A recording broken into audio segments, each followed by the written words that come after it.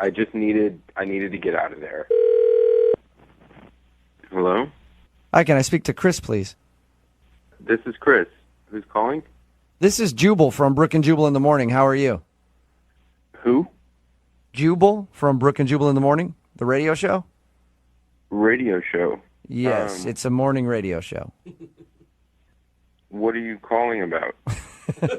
I'm calling you because you recently went out with one of our listeners, and they emailed me and asked if I could get you on the phone and ask you a few questions. Her name is Meredith. Okay. Well, Meredith emailed me and talked about your date a little bit, and she said that you had to leave early, and you haven't gotten in touch with her since, and she was kind of wondering why. She actually said that?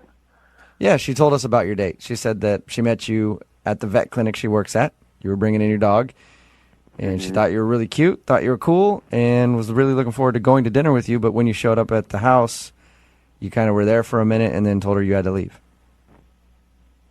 Yeah, it was just a strange situation. Okay. She did mention that you told her you had Deipnophobia, a fear of dinner parties. I can't believe she told you all this. Yeah, we talked to her for a little while about your date. And I'll be honest, from my perspective, it sounds like you made that up to get out of a date. Is that true? You know, it's a condition. So you are deipnophobic. Is that the right way to say it? Yeah, sounds good. Yeah, it's a real thing. It's a real thing and you have it, or you just know it's a real thing and you use it to get out of dates? No, it's a real thing. Yeah, but you're not answering the question. No one's debating. Do you have deipnophobia for real, or did you just make that up for an excuse to get out of your date? Like, if you're lying, it's cool. I'm not going to judge you for it. Just tell us. Okay. Fine. Yeah. I needed to get out of there. It was really... I knew it. How did you know deipnophobia? Like, how did you choose that of all things? Well, I was super uncomfortable there, and I pulled out my phone. I Googled phobias, and I was looking for a social phobia. And literally, that was the first one on the list. I was like, I feel Awesome. like I'm pissed at you right now because I gave you the benefit of the doubt, and now it just turns out you're a big liar. He's smart. He's not a liar. He's a liar. no, I'm not lying. It's a real thing. It's a fear of dinner conversation. Yeah, that's not the liar part. You lied dumbass. to Meredith, though. You lied to the girl that you went out with, telling her that you had this. Why would you need to do that? Well, I would say she wasn't completely forthright with me. I'll just put it that way. So she lied to you about something. Yeah, we were supposed to hang out, right? Okay. Like her and I. Yeah. And it was just, it turns out that was not what happened.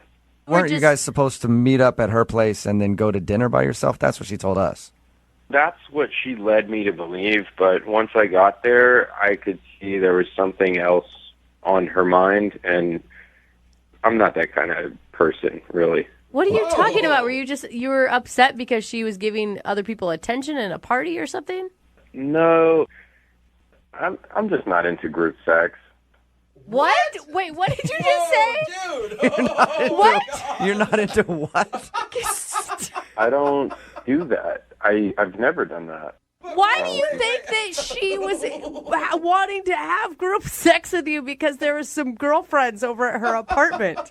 It was pretty clear. If you were there, you would have seen. And Really? It was really blatant. There were girls giving each other back rubs and sipping wine and being really touchy-feely with me in a way, touching my forearm, Okay. Really? times in conversation. So you feel like she catfished you Oh my into gosh. having a group thing with her and a bunch of friends? Yeah, and I'm just not the orgy type of guy. I just needed to get out of there. I'm more traditional. Are you sure that you aren't reading into things a little too much and she didn't just have some friends who were hanging out?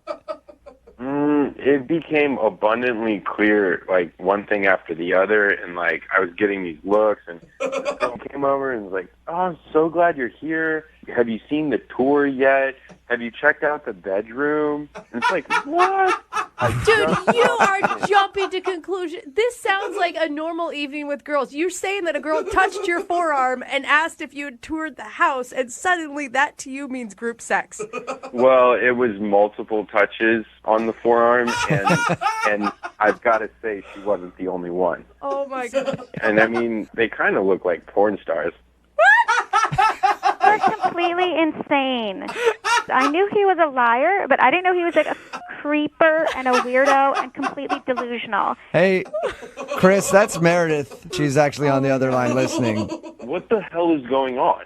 Meredith was listening to that whole conversation and apparently doesn't agree with you that she was about to have a huge orgy with you and her friends. You have a very vivid imagination, Chris. You're delusional. It was just me and my friends hanging out. You know, if it was me, I would probably want to deny it publicly as well. So, Meredith, did you hear the picture that he painted? Yes, I knew he was a liar. I didn't know he was like completely deranged. Thank you, because I've never heard anything like this. So you weren't inviting friends hanging out. You weren't inviting him over for some kind of ambush group sex party. Absolutely not. Well, what was all the touching about? I mean, your friend asked me to tour the bedroom like I've never seen a bedroom before. I know what that means. I'm not an idiot. I wasn't born yesterday. Oh, my God, Chris. It is very normal for people to give you a tour of their apartment the first time you're there. And I don't appreciate you calling me and my friends porno stars or whatever you said. That's really rude. My friends were all nice girls. Oh, I can tell. They're super, super nice. And if I stayed, they would have been even nicer, I'm sure. Oh, my gosh. Oh, my gosh. Meredith, did you know that he was such an idiot when you agreed to go out with I had no idea. You guys might think I'm an idiot and say I'm crazy, but I just call it like I see it, and that was a pre-orgy meeting. A pre-orgy meeting. I think you're What does getting that for even leaving. mean? I didn't even know those existed. Yeah. Chris, for somebody who seems to not like orgies, you seem to know a lot about them. No kidding. I could smell it as soon as I walked through the door. All right, well, I do have to ask the question. Chris, my would you gosh. like to go out with Meredith again on a second date? We will pay for it. No. All right. No, it is not my thing, but I am sure that you can find somebody who's going to suit your needs and participate in all that freaky sex party stuff. Gross. There you go, Gross. Meredith. There's still hope for you and your friends. Ugh. Disgusting. Brooke and Jubal in the morning.